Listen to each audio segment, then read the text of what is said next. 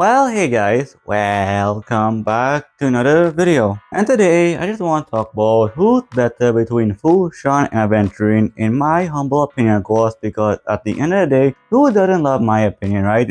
I'll be going to similarities, then I'll move on to Aventurine's upside and downside, then Xuan upside and downside, and things to consider for both of them. And after talking about everything, I'll pick who's better in my humble opinion. Simple as that, nothing hard, nothing easy, we just talking, yapping, all that crap.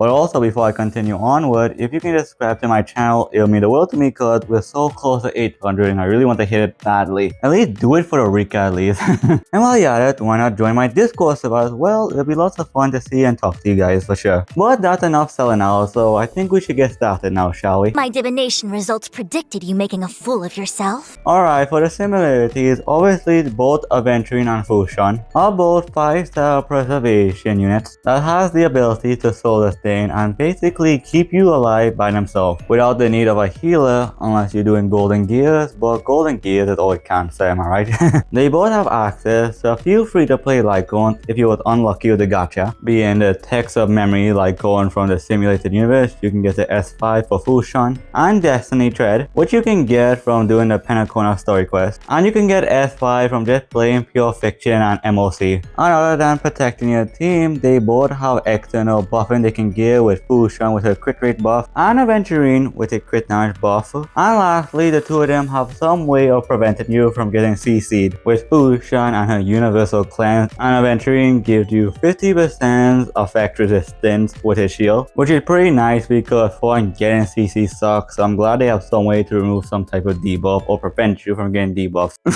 Genuine. And now there's similarities. Now let's move on to Aventurine upside and downside, shall we? The chance to make a 2000% return. So for Aventurine upside, where's the even start? Because one, when I keep saying every character doing so much, it's basically becoming a normal basically. Well, for one, Aventurine is like the preservation slash DPS unit. And he's by far one of the best shielders in the game because unlike your part who shielded massive, Aventurine shield is on a skill. Got the whole treatment basically because for one, the multiplier on his shield is so absurdly crazy. It's like the amount of death scaling is crazy. And you can also dish out some pretty respectable damage, not the amount of damage for like a hyper carry unit, but for like a shield, it's actually pretty respectable and that damage can definitely add up. And he had these follow-up attacks that basically happen when enemies hit the shield. And if it goes up to 7, he launches the follow-up attack. And one thing to note, if there's any AoE attacks, the stacks keep counting for everything, and if it hits Aventurine, it counts for another stack. So if you have like an AoE hit that hits everything on the field and hits Aventurine, you're not just getting 4 stacks, you're getting 5 stacks. So like it's very easy to like trigger that follow attack. And based on how much defense you have, Aventurine can get a set amount of crit rate stacking up to 32 or 36% crit rate. So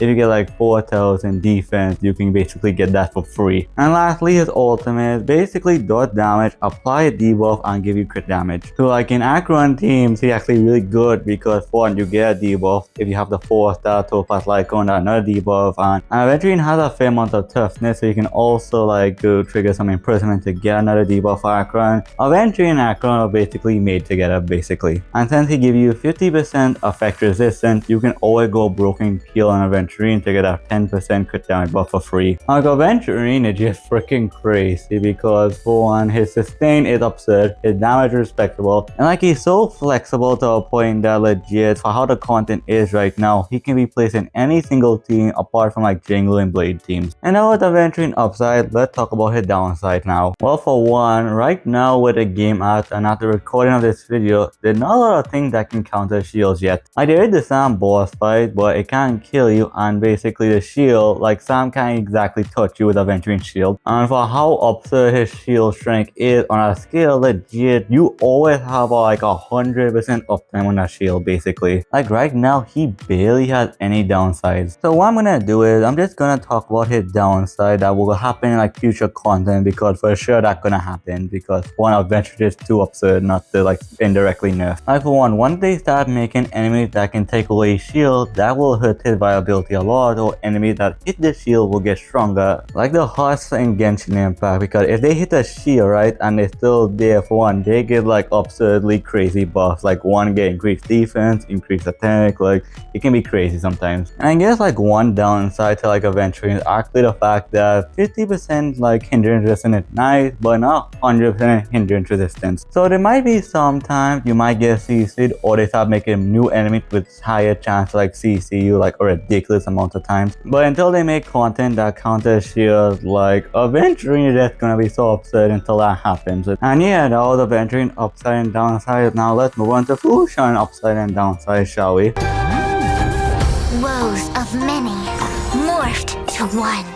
Alright, for Xuan upside and downside, there's a lot as well. Xuan doesn't shield, but what she does instead is she increases max HP, reduced damage, and damage taken go to Xuan. And when I mean reduced damage, I mean to a point where squishy units actually feel like they tanky. And when Xuan goes to like half HP due to either taking too much damage or like sharing too much damage, and she go under half, she can basically restore it to basically full. And she has these stacks that allow she to restore HP and to get back to stack by using the ultimate that does a bit of damage and has a fair amount of toughness break as well. And while also tanking damage for your team with the skill, she can also boost crit rate and have a universal cleanse in her skill as well. And like Aventurine, she is so flexible, you can push Xuan on any team, Mono Quantum, Blade, Jinglu, your hyper carry team, just to keep yourself alive. Like Xuan got your back for sure. And one thing about Xuan, like Aventurine, she makes you feel like you're unkillable. But how unkillable she can feel sometimes. Like till to this day, she is still such a good sustain unit. But she does have her weaknesses.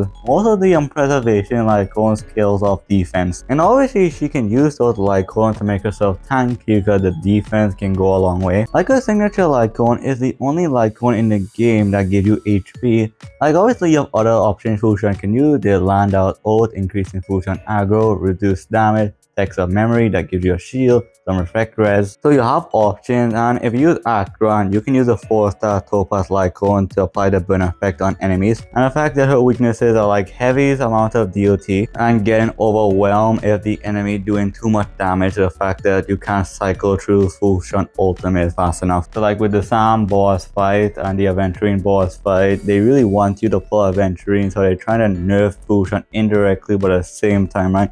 She's so good to the fact that if you put you on the first floor against Kokoya, right? The universal cleanse and sharing damage is so nice on the floor. Because with Xuan, you don't really think, and you can pretty much just wail through and just plow through everything because you can. But yeah, that's about it for Xuan upside and downside. Now we should talk about things you should consider for both of them. But risk losing 100% of your principal. Like things to consider for both, and the fact that if you go for either of them, or just go for Aventurine or go for Xuan whenever she come back, just know it wouldn't really matter who you exactly go for, because for one, they both will do the job fine. It's just sometimes the game devs will just make content that counter them just to promote another character from time to time. Like we already seen it with Xuan a little bit, but at the same time, Xuan is still really good even when they try to counter she, because you can either just push she on the other side, or she can still work like in the Sam boss fight or the Aventurine boss fight. And one thing to think about, whenever the anti-shield meta comes, Xuan will go back on top, because one, she doesn't have a shield because she legit shares and reducts damage to herself. But then for like heavy amount of damage and like heavy amount of DOT, like Aventurine will just go back on top. So like a pick your poison situation. Or if you like have like a very well built your part, like your watch your and you don't really feel the need to pull for like Aventurine or Xuan, like you don't need to pull them, but at the same time they're high in the meta, because one, they're just so comfy by default, because unlike a DPS, supports and sustain unit can all be swapped to like different teams. So that's some stuff you really could consider. And yeah, that's basically it. Though all things in the universe have their own inherent principles, the choice between weal and woe lies in our own hands.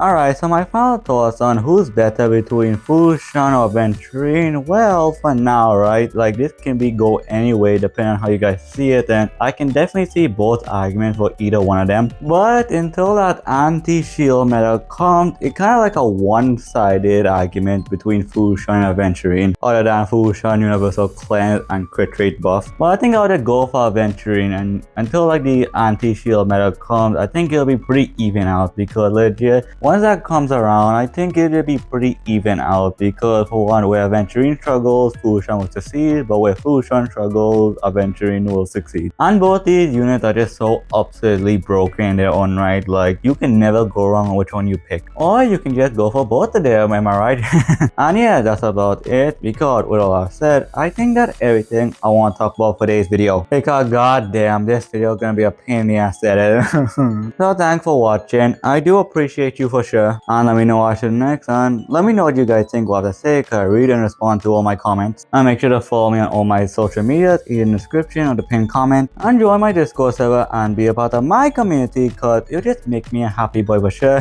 And with all that said, take care, love you guys, and I'll see you on the next video. Goodbye. さあ僕と取引をしよう。